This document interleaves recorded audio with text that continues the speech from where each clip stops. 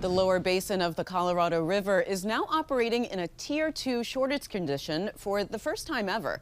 That means states like Arizona and Nevada must now reduce their consumption of the river's water.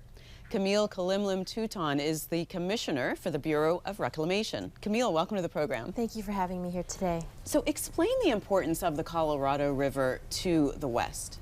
The Colorado River starts in Wyoming and ends in Mexico. 40 million people rely on this resource, as well as millions of acres of farmland that are used in the Colorado River system. And so as far as the values we have in the Colorado River system, the 40 million Americans, the tribes that call it their home, as well as the ecosystem like the Grand Canyon are part of the Colorado River Basin. So what's the current drought situation like? How bad is it? So we are getting a reprieve at the moment with these rains that we're seeing, but it doesn't take away the years, if not decades, of drought. What we're seeing across the Colorado River Basin and across the West is that snow is falling at higher elevations, it's hotter, it's melting sooner, and the soils are dry. And so that means that the water is not making it into our rivers and reservoirs.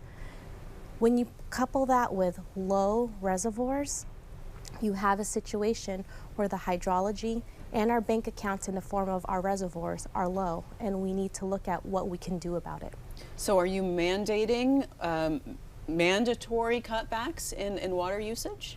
So what we're looking at from the Biden-Harris administration is first relying on our partnerships, working with basin states, working with the tribes, working with the country of Mexico on how we can find a consensus solution to be able to manage the river. We're utilizing the significant resources that President Biden has provided through the bipartisan infrastructure law, as well as the Inflation Reduction Act. That's a $13 billion investment in the Bureau of Reclamation. We are a $1.5 billion agency annually, and so that is a generational investment to allow for sustainability. And finally, we're looking at our actions, our operations, so that should the hydrology demand that we act, that we have the tools available to us. So what happens if not enough is done? What does that mean? What could happen? Well, what we're watching right now is the hydrology. And in being able to do that, it allows you to see what the system looks like. But as we talked about already, we're starting from a low point with the reservoirs. And so what we're doing now is looking at and having conversations about what the operations can be to ensure that we can move the water where we need to. This water is moving long distances. As we said, it started in Wyoming, it ends in Mexico. And so that requires a lot of collaboration and communication among all the basin states and stakeholders. You, last fall, you visited some impacted areas. Mm-hmm. What were people telling you? Well, I think, what is really important about this and why we're talking about the actions is 40 million people depend on this resource. Farmers are worried about their ability to grow crops, and in turn that feeds America. What's really interesting about the Bureau of Reclamation is we are from and live in these communities that we serve.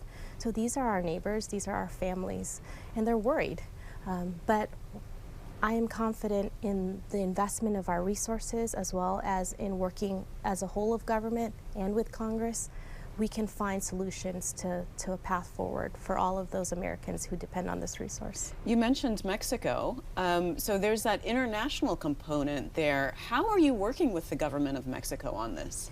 So we have a treaty with Mexico on how we work together on the Colorado River.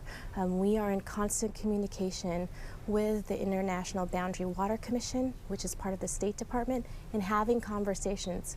But most importantly, as we see the informations, as we see the science, as we see the hydrology, we are also having those conversations alongside our partners in Mexico. So we're all on the same page as far as what's happening on the ground. I wonder what the short-term and the long-term prognosis is. Are we going to be continuing to see these drought conditions and these dire conditions for the Colorado River, or are you hopeful that things will turn around? The science is showing us that the hydrology is drier.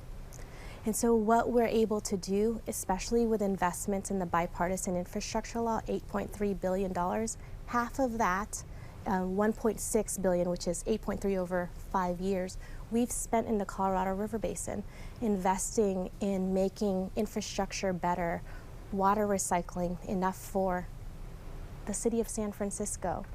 So what we're looking at is letting the science lead, working with our partners to communicate our actions, but also making significant investments to be able to have long-term sustainability in operating our systems.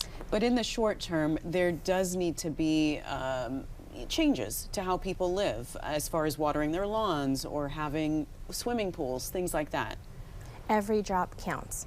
So whether it's in cities to remove ornamental turf, whether it's in farming practices so that you're able to be more efficient with your irrigation use, all that water in the system is for everybody. And so all of the efforts together, and we have the resources to bring to those efforts, help to find a more sustainable path in the Colorado River system. And just wrapping up, you know, the Bureau turns 120 years old this year. How has its mission changed? I would imagine things are pretty different now.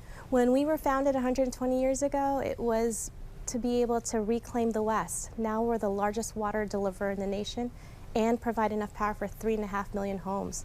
We take that mission seriously, and I'm exceptionally proud that part of that too is not just the West, but in supporting the ecosystems and economies of the entire country. Camille, thanks so much for joining us. Nice to talk to you. Thank you very much for the time.